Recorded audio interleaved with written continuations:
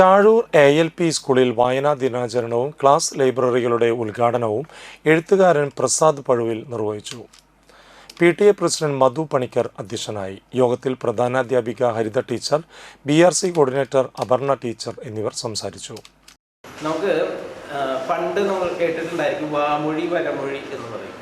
അതിൽ പണ്ട് വാമൊഴിയായിരുന്നു, അതായത് അക്ഷരങ്ങളൊന്നും എഴുത്തുകളൊന്നും ഇല്ലാതിരുന്ന കാലത്ത്, അക്ഷരങ്ങളൊന്നും കണ്ടുപിടിച്ചിട്ടില്ലാത്ത കാലത്ത് വാമൊഴിയിൽ കൂടിയാണ് നമ്മൾക്ക് ഈ മഹാഭാരത രാമായണമൊക്കെ വാമൊഴി വഴി പകർന്നു വന്നിട്ടുള്ളതാണ്.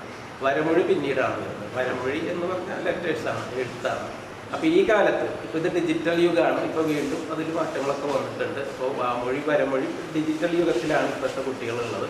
അവരെത്രമാത്രം വായിക്കുന്നുണ്ട് എന്നുള്ളത് നമുക്കറിയില്ല. അപ്പോൾ എൻ്റെ കുട്ടിക്കാലത്തൊക്കെ നമ്മൾ വായിച്ചു തുടങ്ങുന്നത് നിങ്ങൾക്ക് എല്ലാവർക്കും അറിയാം, പൂമ്പാറ്റ, ബാലരമ, അമ്പിളിയമ്മാവൻ, അങ്ങനെയുള്ള സംഭവങ്ങൾ, ബോബനും മോളിയും അങ്ങനെയുള്ളതൊക്കെയാണ്. പിന്നെ കുറേശ്ശെ വളർന്ന് നമ്മൾ സ്വാഭാവികമായിട്ടും അത് ഇപ്പോൾ നമ്മുടെ കവികളെക്കുറിച്ചും കവികളും പുറത്തുള്ള എഴുത്തുകാരും അങ്ങനെയൊക്കെ നമ്മുടെ വായന ലോകം വളർന്നു വരികയാണ് ചെയ്യുന്നത്. അതോടൊപ്പം നമ്മൾ വളരും.